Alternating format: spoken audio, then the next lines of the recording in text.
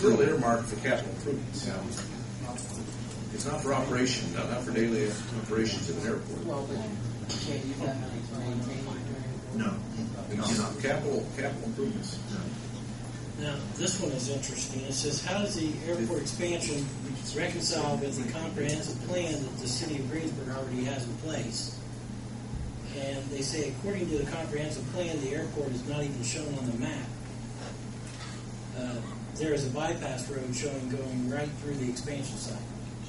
So I guess what they're asking is, the county is pretty much stuck to their comprehensive plan. They like to stick with that.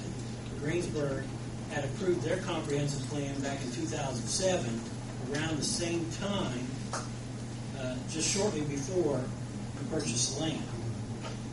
So their question is, how did that fit into the comprehensive plan when that wasn't even in the comprehensive plan to begin with? Well, did they discuss anything? I'm not familiar with Well, that. I think don't Bill's think there's any way we can answer that because we didn't have anything to do with the comprehensive plan. I can't. I think you might address that to Darren Burkhardt. I think he really, truly knows the answer. Because that would have to be approved, am I correct? For you to, Pardon? First of all, let me ask this question. If you're building, or if you're constructing this airway, it's still going to have to go through the county area plan, correct? I'm not sure that's right. To a certain extent, yes. Yes. Planning, who is responsible for planning, but I'm not sure that's in the county now.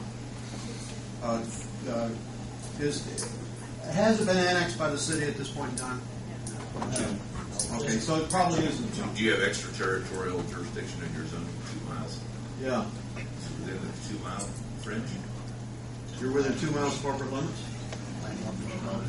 Well, then you probably don't have to go to the county plan. That's something that'll have to be played out. I can look at that, but I don't really know nothing about your zoning situation to be able to really answer that. But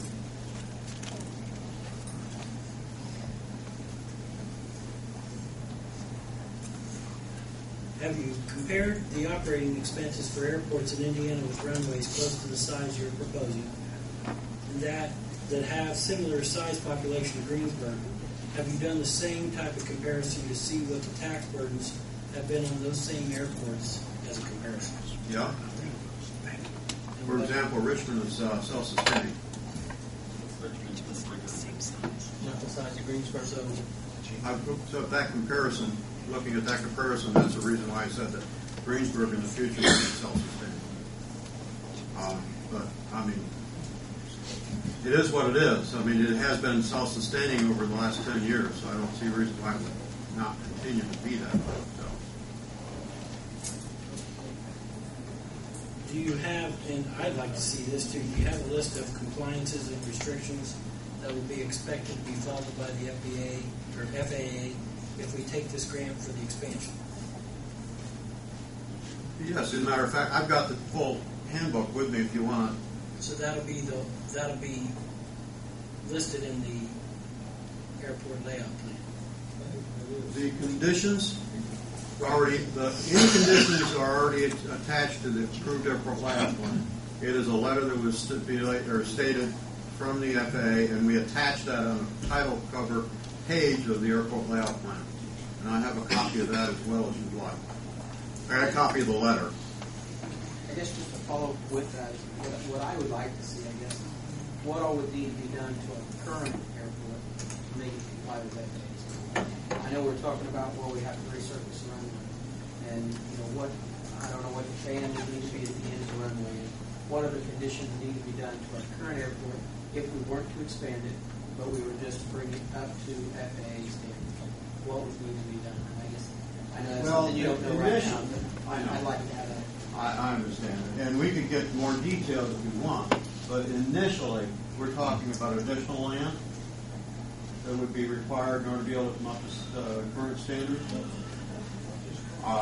There's what we call a primary surface that has to be clear of all obstructions and graded to the conditions of the type of airport you would want or need or currently exist, whatever that might be. And you have approach surfaces that need to be brought to standard. Right now you're following state's criteria, not the federal criteria. All of that in total, I've run, and don't hold me to the number, it may be more or less, but roughly you're going to be in the category of close to $1 million for bringing it up, the current airport up to standards.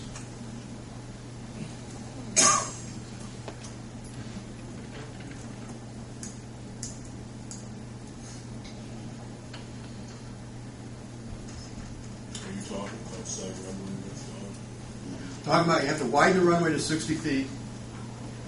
So initially, if you didn't want to overlay, you don't have to overlay, but you have to at least have a paved surface 60 feet wide. Normally, if you have a paved surface 60 feet wide and you've already widened it, that creates a joint and an issue with aircraft in the future that with bad pavement along the side and you got this little extra 10 feet on both sides, you probably want to overlay it. So that is included as a cost of additional overlay.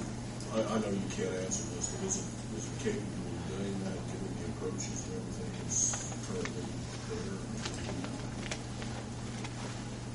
Be capable to physically lay out the current runway with the type of approach surfaces that are needed for the you have an instrument approach at your current airport right now. Okay. The problem that we have is convincing the FAA that you could maintain to bring it up to standards, but you wouldn't have a sufficient amount of available space to extend it to the justified length that they would prefer to have. Now, we don't know that yet. On the current ALP, it shows 5405. We don't know what the justification shows now. It could be less, could be more. Okay? We don't know where that is at this point. But you only have roughly available area using the current center line to the south. There's no way to go to the north. You have to move it's already displaced according to the current standards you're using by the state, basically. You would actually displace it further down in order to be able to meet the federal criteria. It would create some issues, that current alignment with the ballpark on acquisition of clearing surfaces that they've already got some lights out there. Then it would also create some issues to the south. If you're sliding it south and you have maybe available space only to be able to build maybe around 4,000 feet of runway, and the justification may be greater, and if the justification shows that there's greater, the FAA doesn't want to spend money on something that is only a temporary basis and they got justification already immediately available for something else greater than that. That's not a good plan in their opinion. Their plan is that you have something available to expand on. And so to the south you got the stream. You can't relocate the stream. Also you got a floodplain down in that area. Those are complicated issues that have to be worked out. Not to say anything's impossible, but it's certainly not going to be something that's normally problematic. But everything you're talking about is additional money on top of that. Yeah, when I keep talking about issues, you're talking about money too when you're doing it. So, just an earmark right now, I say you've got looking at just the current runway placement now of close to $1 million.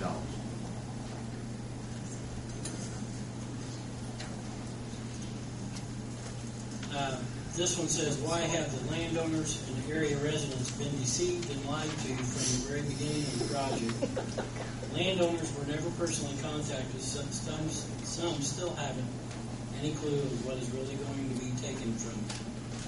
This is a question that was given to me to give to you, okay? Fair enough question. This board has treated the opposition with total disrespect, and they continue to do so as they please. A project of this magnitude should have